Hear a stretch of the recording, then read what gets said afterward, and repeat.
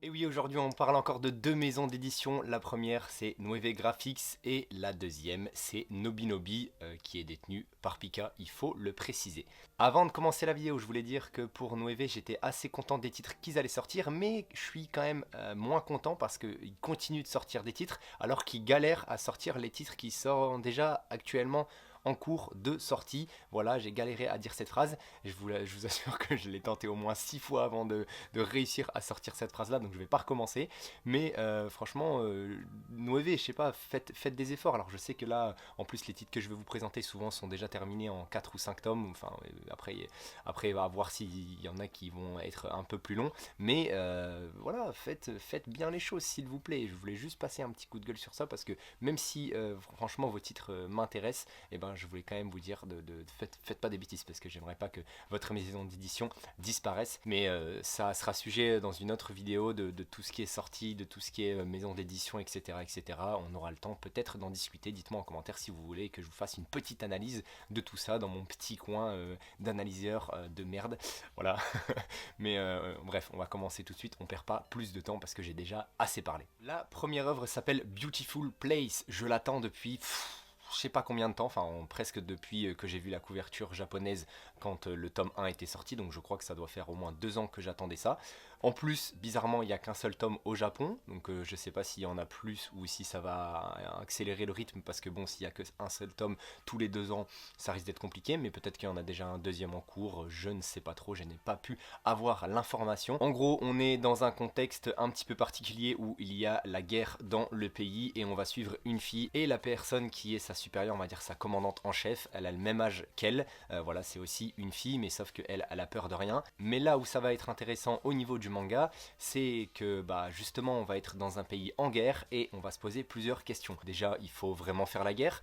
Pourquoi on fait la guerre? Est-ce qu'il faut vraiment se défendre ou est-ce qu'on doit garder nos valeurs et même s'il y a la guerre, il faut rester soi-même et potentiellement, je sais pas, peut-être mourir parce qu'on a gardé nos valeurs qui étaient ancrées en nous. Enfin voilà, il y a plusieurs questions qui vont se poser par rapport à ça et franchement j'aime bien ce côté un peu réflexion qui va pouvoir y avoir dans le manga. En tout cas je l'espère qu'on va être plus ancré aussi dans ça, même si justement on va être dans un milieu assez dramatique puisqu'on parle forcément de la guerre. Et les dessins franchement ont l'air aussi très sympas, donc franchement pour le coup Beautiful Place, j'ai hâte que le rythme s'accélère comme je vous disais, mais j'ai surtout hâte que ça sorte en France. Voilà, je vais me le procurer Day One. J'ai pas précisé pour Beautiful Place que c'était sorti en janvier, mais là le second titre sortira également en janvier, ça s'appelle Aujourd'hui le futur, c'est terminé en 4 tomes et on va suivre tout simplement deux filles donc qui sont dans le même lycée et il y en a une qui va avouer ses sentiments pour l'autre. Sauf que l'autre, elle va décider pour l'instant de se consacrer à ses études et seulement à la fin de ses études, elle donnera une réponse, elle apportera une réponse aux sentiments de l'autre fille pour lui dire justement si elle l'aime ou non. Et dans le synopsis, c'était écrit attention, de nouvelles expériences sentimentales à venir. Donc je me doute qu'elles vont quand même tenter leur chance à deux. Voilà, à voir comment ça se suit, comment ça se fait, on verra bien. La troisième œuvre pour Nueve s'appellera Confidence nostalgique et ça porte bien son nom puisqu'on va suivre des personnages qui vont nous parler de leurs relations passées, voilà, et on va rentrer un peu dans leur intimité pour savoir comment ça s'est déroulé, quel a été leur type de relation, est-ce que ça s'est bien passé, est-ce que ça s'est mal passé, mais tout ça pour relater de bons souvenirs qu'ils ont en eux, voilà, donc ça a l'air plutôt cool, ça a actuellement 5 tomes en cours. Je vous montre des dessins, moi honnêtement franchement là je peux vous assurer que ma tête elle est en train de chauffer parce que j'essaye à chaque fois de me rappeler des synopsis, j'essaye à chaque fois de me rappeler des dessins, voilà, je parle comme ça, je vous montrer les dessins en même temps, mais je ne me souviens plus qui et où, comment, enfin en tout cas pas pour tout, si le dessin était cool, si le dessin était moins cool, enfin bref, voilà, là je vous les montre, j'espère que ça vous a plu.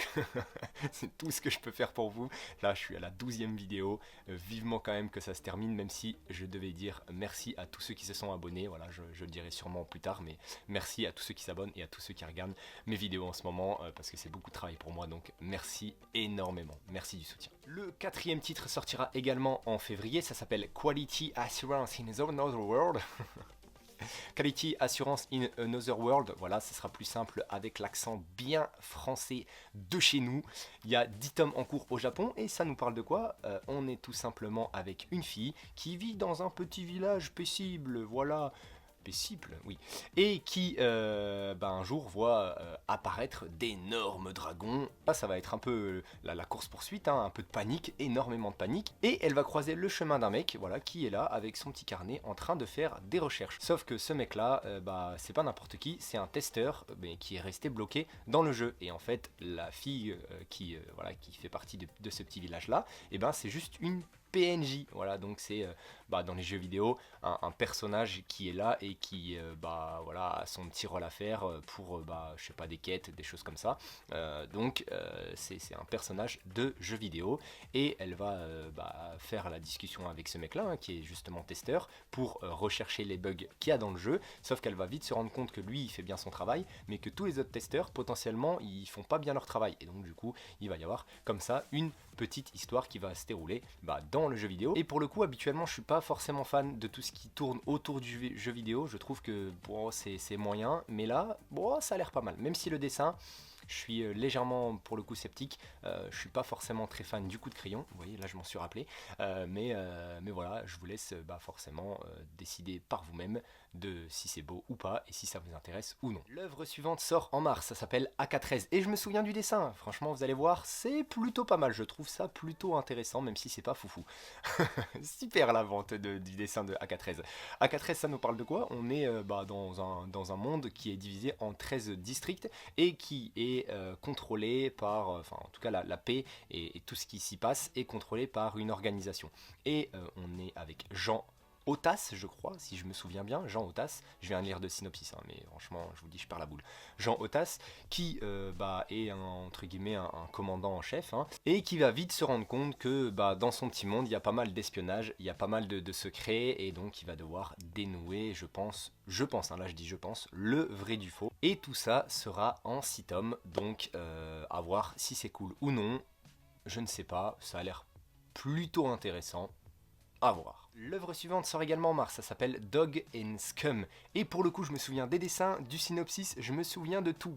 Incroyable. En gros, on est avec un gars qui a un pote ou son collègue, alors voilà, déjà ça part en couille, qui est jaloux un peu de lui parce que il a tout pour réussir et lui il est introverti.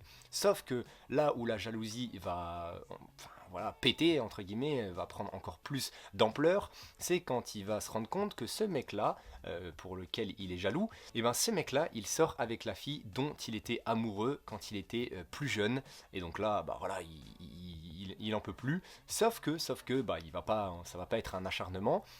J'ai vu des planches, j'ai vu des plans, et la relation, je pense, entre ces trois-là va être potentiellement malsaine. Alors je sais pas à quel point, franchement, je sais pas du tout, mais je vous dis, j'ai vu des plans, je les ai pas montrés pour pas trop vous spoil, mais mon sourire en dit long sur le fait que la meuf, c'est une petite biatch, j'ai l'impression. Voilà, c'est tout ce que j'ai à dire.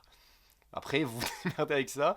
Vous pouvez taper le nom en japonais pour trouver plus de planches, parce que si vous le tapez en français, en tout cas moi je tape en français, j'ai pas trouvé de planches. Donc tapez-le bien en japonais et vous allez être surpris. Vous allez déjà avoir une indication de ce qui se passe dans le manga. Voilà, j'en dis pas plus. Et la dernière œuvre pour chez Noévé s'appelle Karma of Purgatory. Elle sort également en mars et c'est également en 5 tomes. Je vous l'ai dit, Dog and Scum je l'ai pas dit, mais c'est aussi en 5 tomes. Mais au tout début de la vidéo, je l'ai dit, il y a pas mal de mangas chez eux qui sont en 5 tomes complets et terminés.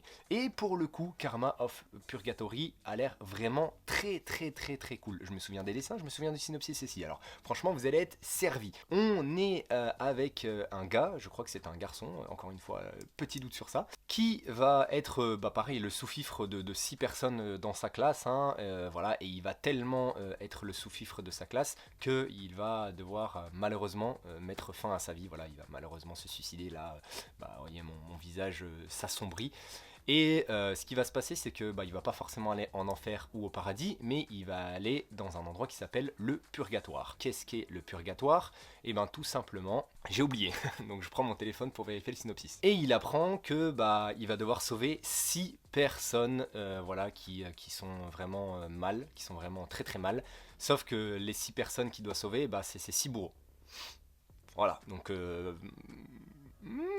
ça a l'air quand même pas mal intéressant, franchement, pour le coup, le synopsis m'attire pas mal. Franchement, je suis très content, même pour moi, de faire cette vidéo, puisque ça se trouve, j'aurais passé un peu mon chemin par rapport à ce titre-là, alors que ça a l'air vraiment cool, ça a l'air vraiment cool.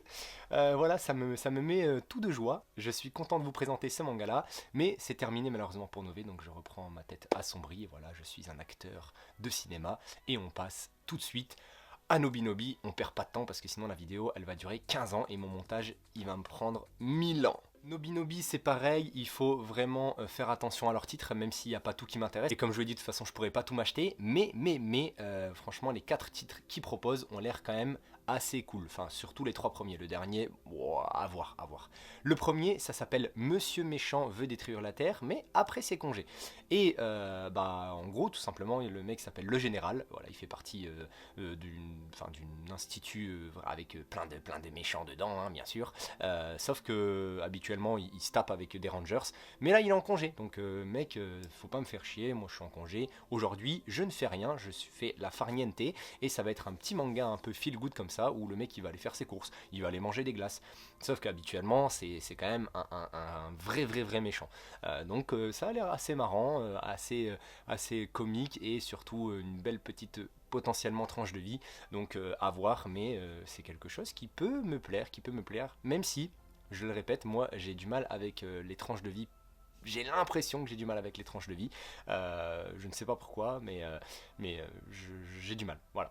Si quelqu'un trouve la solution à pourquoi j'ai du mal, moi je pense que c'est parce que je suis quand même assez heureux dans ma vie, donc j'ai pas forcément besoin de lire des choses qui rendent heureux. Mais voilà, je ne sais pas. Peut-être que c'est autre chose. Voilà. Là, je raconte ma vie.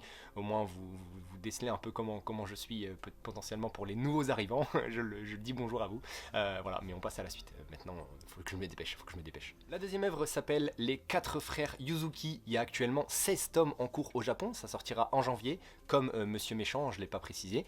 Et ça nous parle de quoi? Tout simplement 4 frères hein, qui ont le même nom de famille, qui s'appellent Yuzuki, et qui ont bien sûr tous chacun leur trait de caractère. Sauf que malheureusement, ils ont perdu leurs parents, et ils doivent vivre tous les 4 ensemble. Donc on a l'aîné, on a celui d'en dessous, on a celui...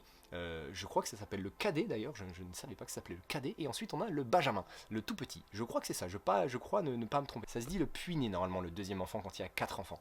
Voilà, je ne savais pas, mais je vous l'apprends. Bref, on va donc être avec ces 4 frères, et bien sûr, ils sont tous, enfin voilà, ils se supportent tous, ils s'entraident tous, ils s'aiment tous, sauf qu'un jour, je crois qu'il y en a un qui va demander à un autre de ses frères de faire quelque chose en cachette, enfin voilà, ils vont vouloir aller faire quelque chose, sauf que comme ils n'ont pas dit aux 2 autres frères, et il va commencer à avoir des petites embrouilles. Voilà, donc on va les suivre un peu dans leur quotidien, et on va surtout des fois être, je pense, hein, parce que j'ai vu certaines planches, centrées sur tel ou tel frère, pour voilà, sortir un peu de ce cocon familial avec la fratrie et voir un peu ce qui se passe dans leur vie respective. Franchement, ça a l'air quand même assez cool, ça a l'air quand même assez cool. En plus, il y a 16 tomes en cours au Japon, donc c'est quand même assez énorme. Et je pense qu'on peut passer aussi un bon moment en suivant ces 4 frères. Donc pareil, je pense que c'est une bonne tranche de vie à suivre, où on peut bien se marrer, où il peut y avoir des moments potentiellement un peu plus tristes. Voilà, ça je ne sais pas. Dites-moi s'il y a des gens qui connaissent un peu plus le titre. D'ailleurs, je tiens à remercier encore les gens qui me corrigent dans les commentaires. Vraiment merci, des fois je fais des erreurs.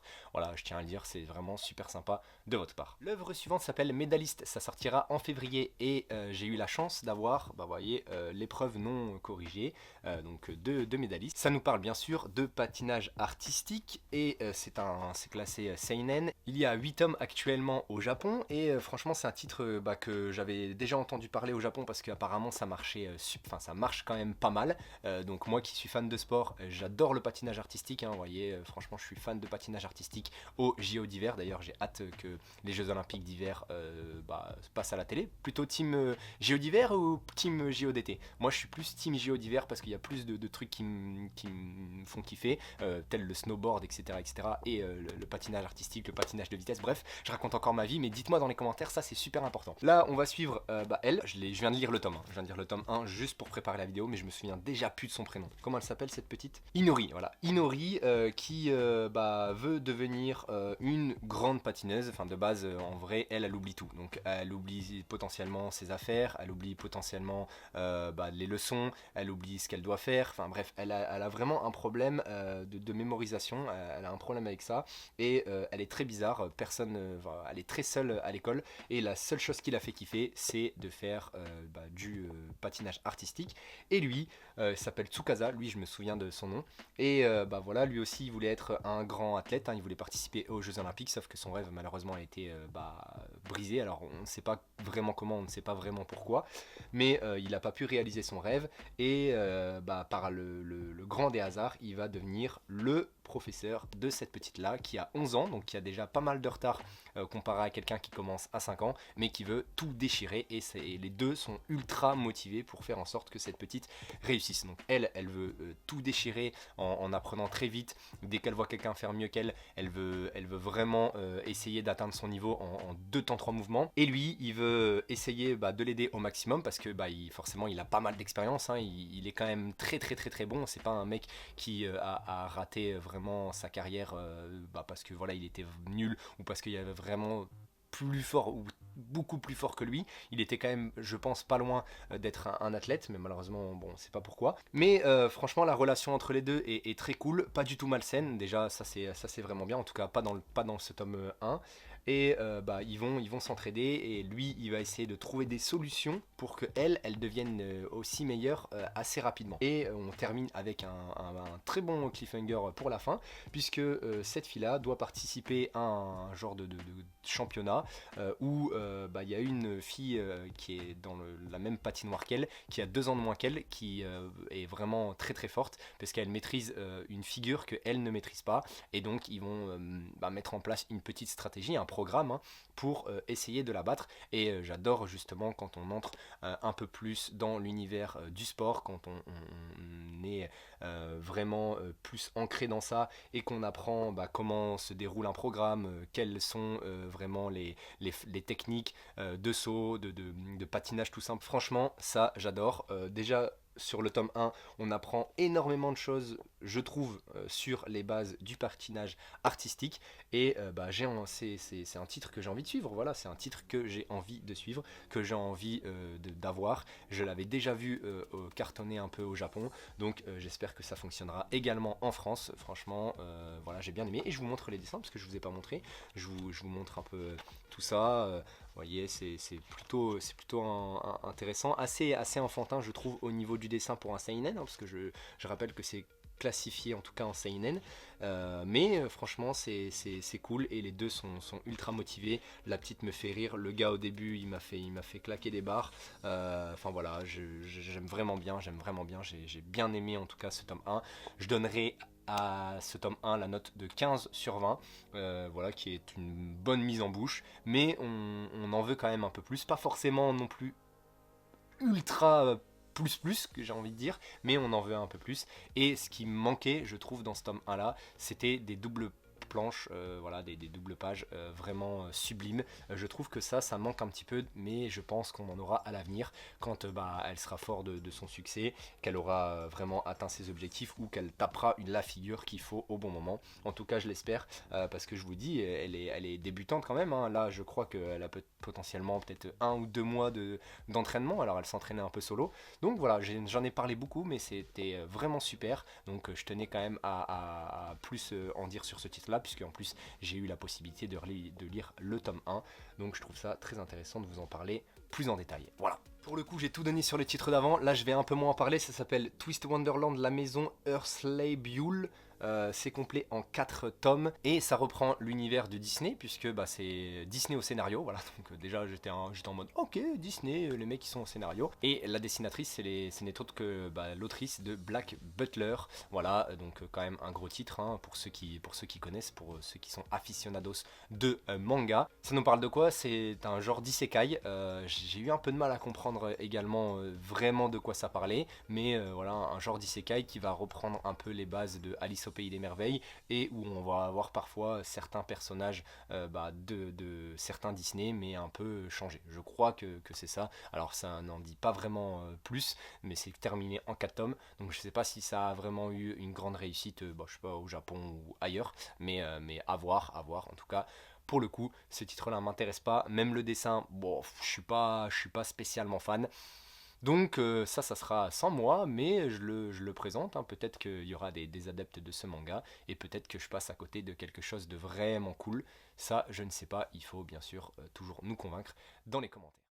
Et ben voilà, la vidéo est enfin terminée. Je pense que celle-là, elle va être un petit peu longue, hein. J'espère qu'elle vous a plu. Je pense qu'elle doit être cool, celle-là. Je pense qu'elle doit être cool. En plus, les titres, franchement, avaient l'air assez intéressants, que ça soit pour vous ou pour moi, hein. Surtout pour moi, il faut le dire. Mais voilà, je suis encore une fois très content. Je vous le dis encore une fois, merci. Dites-moi tout ce que vous voulez dans les commentaires. Comme d'habitude, participez au max. On va essayer d'atteindre les 600 abonnés, s'il vous plaît. Faites qu'on aille aux 600 abonnés avant la fin de ces vidéos. Il en restera plus que 3 après celle-ci. Moi je vous dis à bientôt. Tanoshimu.